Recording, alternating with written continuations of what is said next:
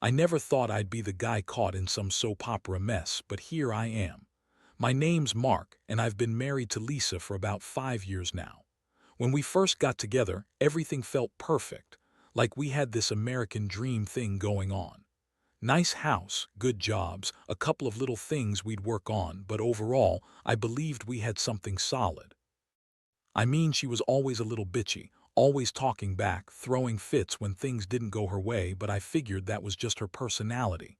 She's always been a little difficult, but I loved her anyway. At the start, the signs of trouble were subtle. She'd suddenly get super defensive about everything, especially when I'd ask about her plans or who she had been texting. She'd roll her eyes and say I was just paranoid, that I didn't trust her. Classic move. I didn't want to be that guy who doubted his wife without cause, so I brushed it off. But then there were little things, missing jewelry, weird messages on her phone that she'd quickly delete.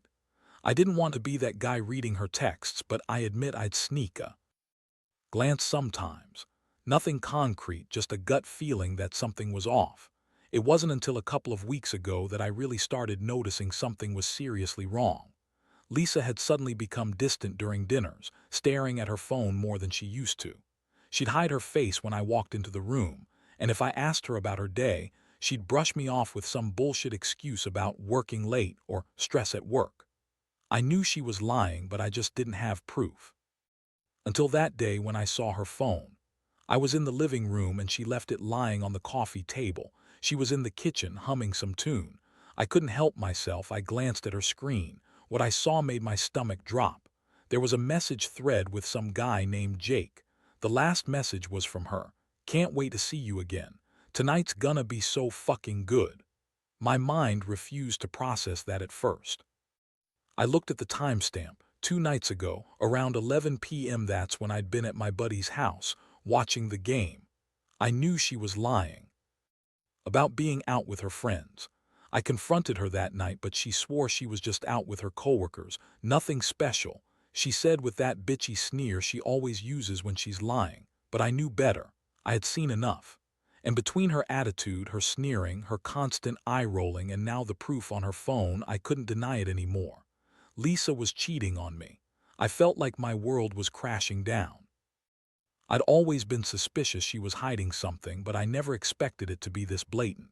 The worst part, the way she lied so easily, like she thought I was stupid. That's when I realized this wasn't just a fling or some careless mistake. She was actively sneaking around, possibly for weeks, maybe longer. It was like finding out my wife had been lying to my face for months. And it hurt. It hurt so bad I couldn't breathe. I just sat there staring at her phone, feeling this rage build up, but also this crushing sadness. I'd never felt this betrayed in my life. I didn't sleep that night. I kept thinking about how Lisa always called me paranoid, how she'd get bitchy if I dared to ask her questions. Now I knew she'd been planning this behind my back, lying through her teeth. I wanted to confront her right then and there, but I knew I needed to be careful. I had to figure out what to do next, how to deal with her, how to handle myself in this mess. That's when I started planning my next move. I spent the next few days trying to process everything. Honestly, I felt like I was walking around in a fog, trying to figure out how I missed all the signs. Lisa acted normal, almost too normal, like she wasn't hiding anything. She'd throw her usual bitchy comments, snap at me when I asked about her day, and make excuses about being stressed at work. I could see through her act, though. Her eyes kept darting away when I looked at her, and she was overly defensive whenever I brought up anything that sounded remotely suspicious. At night, I'd sit alone in the living room, staring at my phone, going over those messages again and again. The thing that was really killing me was knowing she was lying to my face, acting like everything was fine when I knew damn well she was screwing around. It made me realize how deep her deception went. She thought she could just keep going, keep hiding it, and I'd never find out. And honestly, part of me felt anger, white-hot, uncontrollable rage, because she'd betrayed everything we had built, everything I thought we shared. But then, another feeling crept in, sadness. The kind of sadness where you start questioning if you ever really knew someone. I started wondering how many other lies there were, how long she'd been sneaking around behind my back. That fucking translator, Diego, I learned his name later, was just a piece of the puzzle. But what really cut me deep was the thought that she had been in my bed with someone else, and I hadn't even had a clue. The betrayal cut so deep I could hardly breathe, and I didn't even know how to start confronting her. That day, I decided I had to know the truth straight from her. I sat her down in the dining room trying to keep my voice steady. I pulled out her phone and I showed her the messages. Her face twisted into this bitchy sneer, and she tried to lie her way out of it, saying, "That's just some stupid joke, Mark. You're blowing things out of proportion. You always do this, you jump to conclusions." She looked at me with those cold, bitchy eyes like I was some fool who couldn't see the obvious, but I wasn't falling for it. I told her I knew everything about the messages, about the affair with Jake, about the nights she spent sneaking around. She scoffed at me, rolled her eyes, and then threw in some classic Lisa-style excuses. "It's not what it looks like," she snapped. "You're just overreacting. I was stressed, okay? It was just sex, Mark. It's not like I love him or anything. It's just a stupid mistake. A stupid, stupid mistake I made when I was drunk or whatever." She kept repeating that line like somehow that made it okay.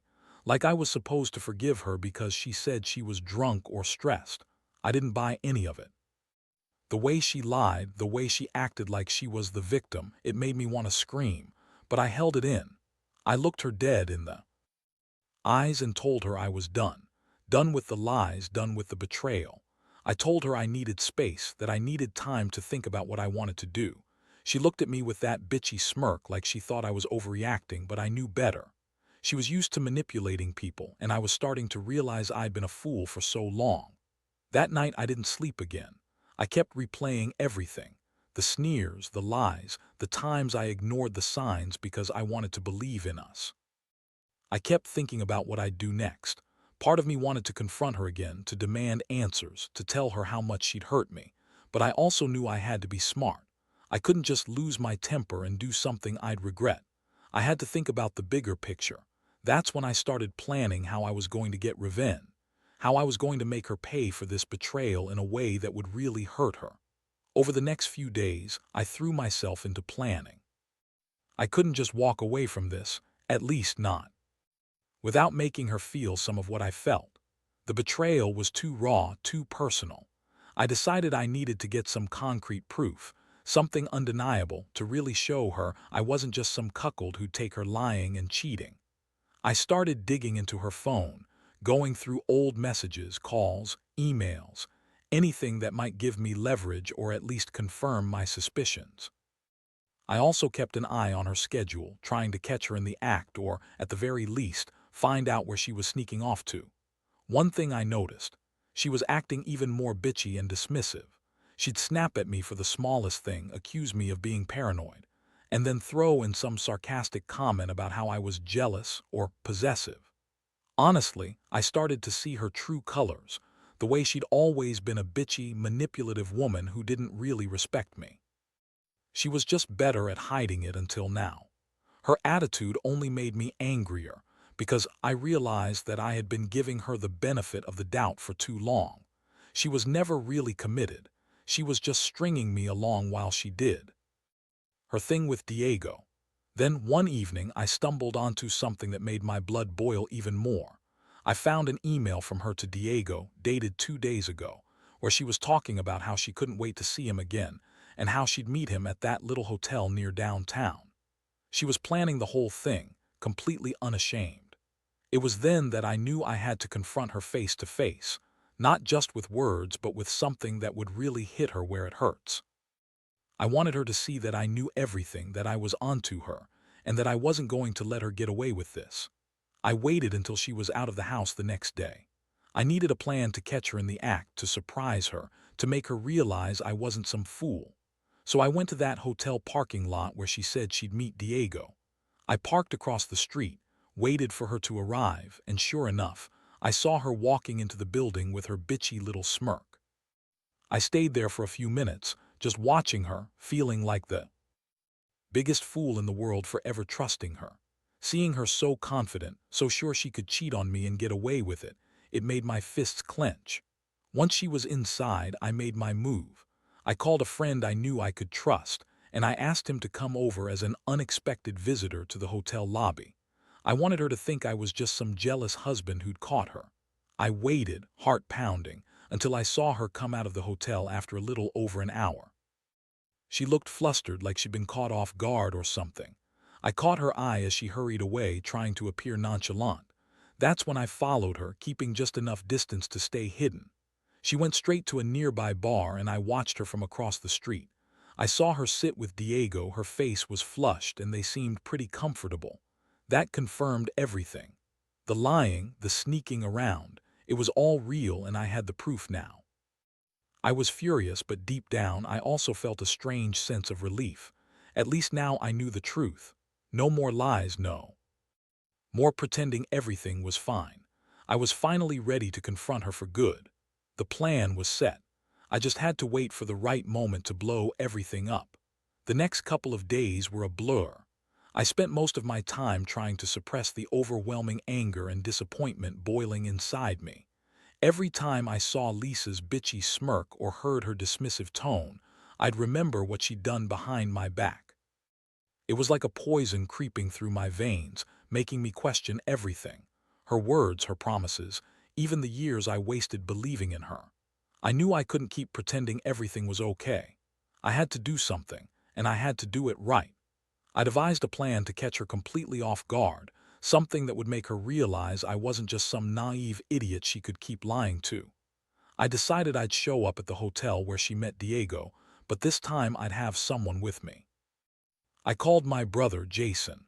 I told him I needed him to come with me for an important talk, and I made sure it sounded serious enough to pique her curiosity. My idea was to confront her directly, but with witnesses. I wanted her to see that I was serious, that I wasn't going to be some cuckold forever. That night, I parked my car a few blocks away from the hotel, and Jason was waiting in his truck across the street. When Lisa left the hotel, flustered and looking over her shoulder, we both followed her at a distance. I could feel my heart pounding, adrenaline surging through me. I wanted to scream at her, shake her, maybe even hit something. I was that angry. Seeing her so comfortable with Diego just a few hours after her sneaky little rendezvous made me realize how little she cared about our marriage, about me. I felt like I'd been completely played. We followed her to a small, shitty apartment complex downtown. I watched her go inside, and I saw Diego waiting outside on the steps. I was seething, but I kept calm. I told Jason to stay hidden and to call me if anything changed. I needed to think about how I was going to handle this. I knew I couldn't just burst in there, not yet. I had to be smart, strategic. I wanted her to know I knew everything, without her denying it or trying to spin some bullshit story. Once she was inside that apartment, I knew I had enough evidence. It was time to finally lay my cards on the table. The thing is, I'd never felt so betrayed in my entire life. All those years we spent together, all those promises, all the seemingly innocent moments I thought meant something. She was just lying, hiding her true self behind that bitchy smirk. I thought about confronting her immediately, but I realized that wouldn't be enough. I wanted her to see the full extent of what she'd done. I wanted her to understand that I wasn't some fool she could keep stringing along. This wasn't just about her cheating. It was about the complete loss of trust, the destruction of everything I thought we had. And honestly, I didn't know if I'd ever get it back. I stayed in the shadows outside that apartment for what felt like hours. Every second that ticked by, I felt more and more like a fool, like I'd built my entire life around someone who was just using me, laughing behind my back.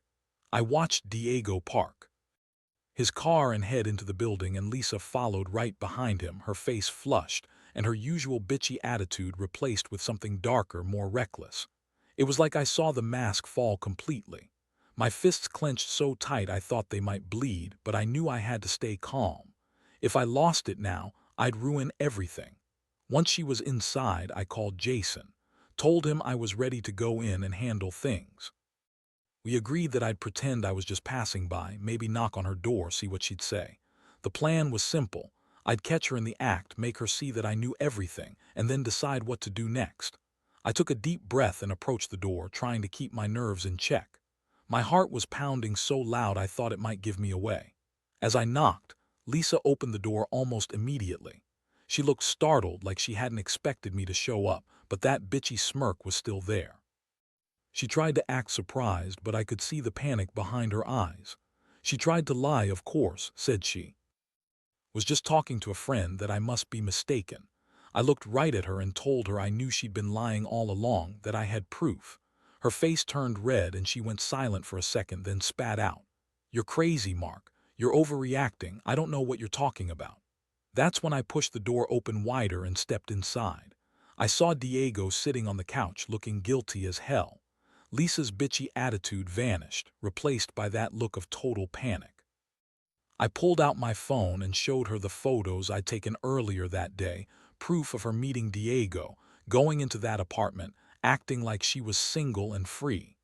Her face contorted, trying desperately to deny everything, but it was too late. I'd caught her red-handed. She started crying, or at least pretending to, her eyes filled with fake tears, her voice trembling as she tried to spin some story about how it wasn't what it looked like, how it was just a mistake, that she loved me and didn't mean for any of this to happen. I didn't believe her for a second. I stood there, feeling this mix of rage and heartbreak, realizing that she'd lied to me for years, that she'd been screwing around while I was trying to make the marriage work. I felt a deep sense of betrayal, and for the first time I saw her for what she truly was, a manipulative, selfish bitch who thought she could get away with anything. I knew I had to make a decision. Do I walk away, do I forgive her, or do I make her pay for what she'd done? My instinct screamed for revenge, but I also knew I couldn't stay, at least not right now. I told her to pack her things, that I was done playing this game. Diego looked uncomfortable trying to sneak out, but I made sure he knew I was onto him too. I told Lisa that I'd be filing for divorce, that I deserved better than this betrayal. I felt like a fool, but I also felt a strange sense of relief. The truth was out. No more hiding. No more pretending. I'd finally faced what was really going on, and it hurt like hell, but somehow I felt a weight lifting. I had taken back control, and I knew I would. Let her ruin me anymore. The days that followed were a whirlwind. Lisa moved out within a couple of hours after I told her to pack her things, and I could see in her eyes that she knew she'd lost her grip on me entirely. She kept trying to spin her lies, insisted she was sorry, that it was just a moment of weakness, but I'd heard enough. I didn't want her apologies or her tears. What I wanted was to rebuild my life without someone who thought I was stupid enough to be played for a fool. I spent a lot of time reflecting on everything, how I let her manipulate me for years, how I ignored the little signs until they became impossible to ignore. I realized that the betrayal was more than just about her cheating. It was about respect, or rather the lack of it. She'd lied, manipulated, and dismissed my feelings whenever she felt like it, and I had to accept that I'd been a fool to stay so long, hoping she'd change or that she'd see what she was throwing away. But the thing is, I also learned something vital from this hellish experience. I'm stronger than I thought. I kept my cool when it mattered most. I gathered enough evidence to confront her without losing my mind. I didn't let her lies drown me. And most importantly, I realized I deserve someone who respects me, who isn't a bitchy, manipulative mess. Moving forward, I know I'll be better, more aware, more cautious, and definitely less naive. As for Lisa, I saw her last week, trying to reach out, claiming she still loved me and wanted to fix things. I told her that wasn't going to happen, that she had burned that bridge. I've decided to start over, to focus on myself and what I want from life. It's not easy, heartache never is, but I know I'll get through it. I have to. The American dream might have included some nightmares, but I refuse to let this bitter betrayal define me. In the end, I've learned that the truth, no matter how painful, is better than a lie. That trust, once broken, is almost impossible to rebuild. And that sometimes, you have to lose everything to realize what you truly deserve. So, to anyone reading this who might be going through something similar, trust your instincts. Do. Ignore the signs. And never let anyone treat you like you're less than you are. Because if I've learned anything, it's that real strength comes from facing the truth, no matter how ugly it gets.